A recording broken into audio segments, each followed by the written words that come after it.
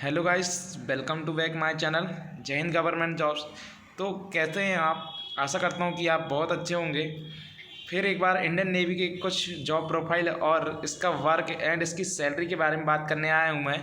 बहुत सारे लड़के कमेंट कर रहे थे कि सर इसमें काम क्या मिलता है, हमको काम क्या करना पड़ेगा यदि ज्वाइनिंग मिल गई तो, और आपकी जो शुरुआती सैलरी रहती है, मतलब स्टार्टिंग पेमेंट से लास्ट पेमेंट तक कितनी जाएगी आपकी, मतलब पेमेंट कितनी रहेगी शुरुआती।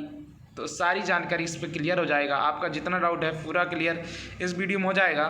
तो मेरे साथ अंत तक इस वीडियो को देखिए और पूरी जानकारी समझिए कि कौन सा काम आपको करना मिलेगा, कौन सा चुनना है आपको।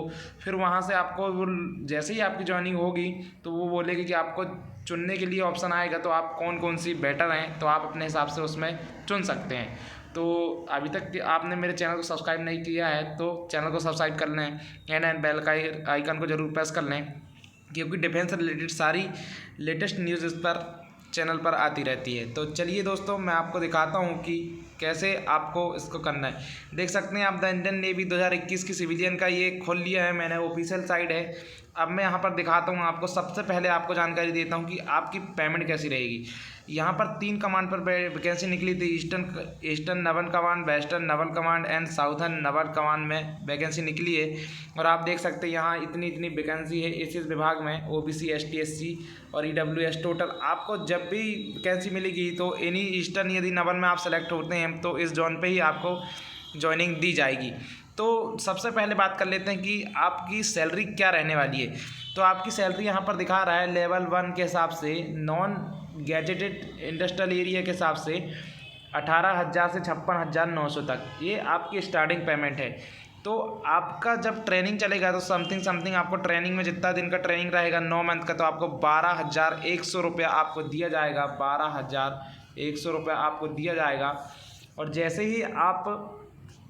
जैसे ही आप ट्रेनिंग कंप्लीट करेंगे तो आपको बेसिक पे मिलेगा 18,000 रुपये, और उसके साथ आपका अनाउंस और भी बहुत सारे डीए वगैरह जुड़ते हैं तो आपका इस हिसाब से पहुंच जाता है। फर्स्ट पेमेंट आपकी पहुंच जाती है 30,000 प्लस समथिंग वही 35,000, 35, 34, 33 के हिसाब से 30,000 से ज़्यादा आपकी पेमेंट बनती है। और 56,900 आपकी बेसिक पेमेंट रहेगी अंतिम। और मतलब अब एक साल के अंदर में ही आपकी 56,900 से ज़्यादा पहुंच जाएगी यदि आप नेवी में ज्वाइनिंग लेते हैं तो एक साल में ही। और फिर आपके अनाउंस और एरिया और आपका डीए वगैरह सारा कुछ इसमें जुड़ता है। बहुत सारी इसमें जुड़ते हैं अनाउंस वगैरह, तो वो सारा मिला के आपका पेमेंट 56,000 के करीब, 50,000 प्लस के करीब पहुँच जाएगा। अब बात कर ली हमने पेमेंट की। अब दूसरी बात कर लेते हैं इसमें पेंशन की। तो साथियों देखिए कि अभी पेंशन तो सारी चीज़ में बंद हो गया है, लेकिन इसमें शायद पेंशन का तो कुछ इशू नहीं दिया है। लेकिन अभी आप पेंशन का कुछ ना सोचें, पेंशन मुश्किल है कि पेंशन मिल पाए। और दूसरी बात, पेंशन के तौर पर आपको एक अमाउंट दिया जाएगा, समथिंग 50 लाख से प्लस आपका अमाउंट दिया जाएगा। आप उसको आपके बैंक में फिक्स डिपॉजिट में कर सकते हैं और आप उसका ब्याज ले सकते हैं, या जैसा भी आप यूज़ करना चाहें वैसा उसका यूज़ कर सकते हैं। तो पेंशन की जगह आपको ये दे रहा है, क्योंकि पेंशन में प्रॉब्लम होती है और भी वर्कर उसमें और भी लगे रहते हैं आगे टाइम तक, तो इसलिए व्यक्ति को अब डायरेक्ट ही एक रिटायर्ड होने पर अमाउंट दे दिया जाता है, वो अपने हिसाब से उसको यूज़ कर सकता है। तो इतनी बात समझ आई होगी। हम आगे चलते हैं। अब बताता हूँ कि इसके वर्क क्या क्या रहता है। Nature of duties, job profile आप देख सकते हैं यहाँ पर। जॉब प्रोफाइल यानी वर्क की वजह इनका काम क्या रहे।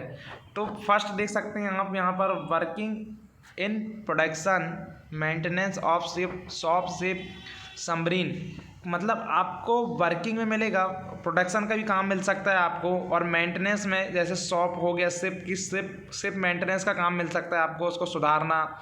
बहुत सारे काम रहते हैं शिप मेंटेनेंस में, सबमरीन मेंटेनेंस में, और शॉप मेंटेनेंस भी काम रहते हैं। तो ये मेंटेनेंस में मिल सकते हैं, या वर्किंग प्रोडक्शन का भी काम मिल सकता है आपको।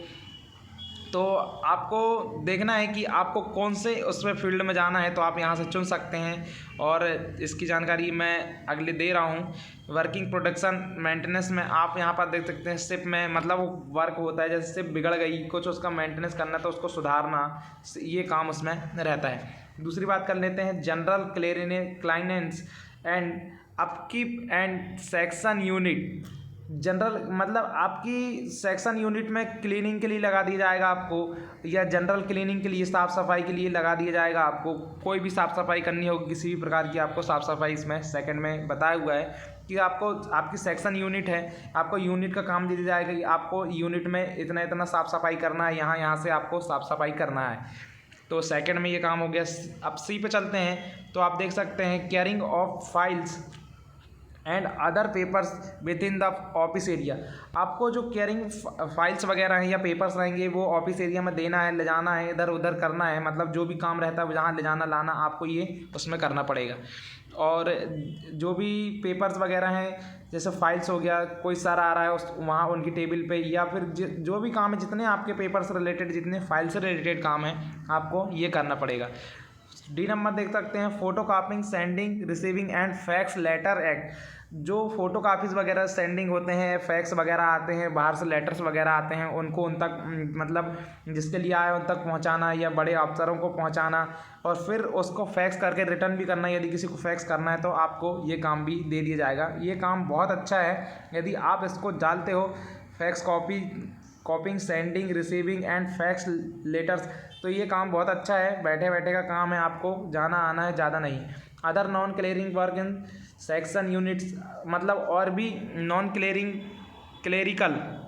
क्लेरिकल वर्क रहेगा सेक्शन यूनिट में, मतलब अदर यदि कोई वर्क है सेक्शन यूनिट में क्लियरिंग करने क्लेरिकल वाला तो वो भी आपको करना पड़ेगा, वो भी दे दिया जाएगा। लेकिन एक बात है कि यदि आपको इस फील्ड में यदि एक बार छोड़ दिया गया कि इस फील्ड का वर्क मिल गया तो आपको हमेशा वही वर्क करना पड़ेगा। बाकी जनरल वर्क तो आपको करना ही पड़ता है, तो वो बात एक अलग है।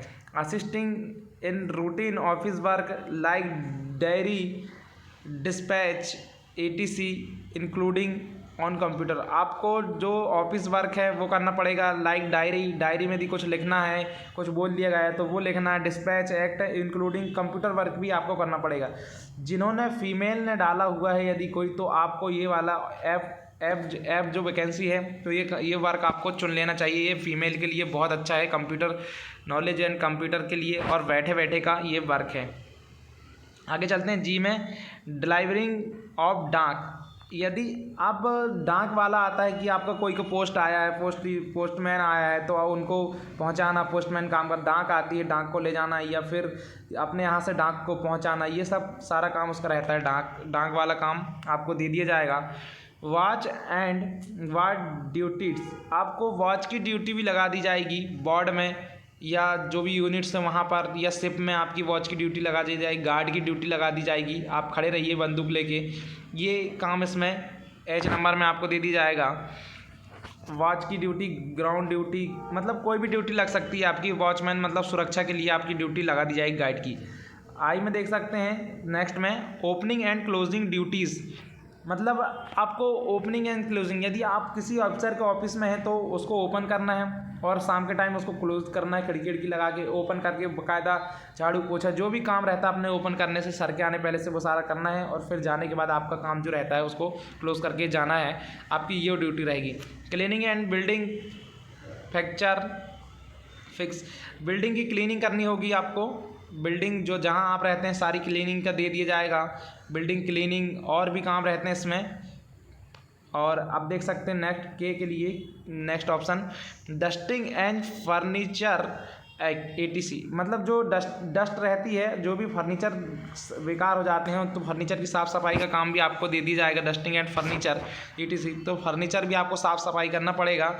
नेक्स्ट देख सकते हैं upkeeps of parks lawn potted plants act, मतलब जो भी वहाँ पर गार्डन वगैरह है, पार्क्स वगैरह पेड़ पौधे हैं, उनके रख रखाव, उनकी साफ़ सफाई, उनको पानी देना, एंड सारा काम यहाँ पर एल ऑप्शन में दिया हुआ है कि आपको ये भी करना पड़ेगा।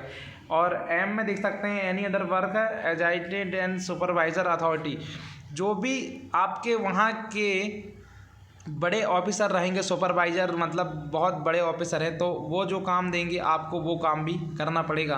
तो ये सारी अलग अलग फील्ड हैं, आपको किस फील्ड में जाना है तो आप वहाँ से चुन सकते हैं और फिर वो फील्ड आपको दे दी जाएगी, या फिर वो ही अपने आप आपको फील्ड दे देते हैं।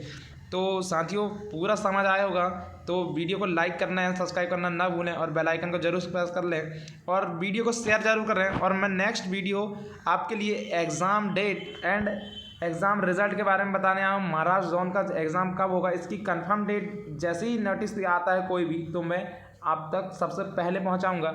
तो जय हिंद साथियों, पूरा वीडियो देखने के लिए आपका बहुत बहुत धन्यवाद। वंदे मातरम।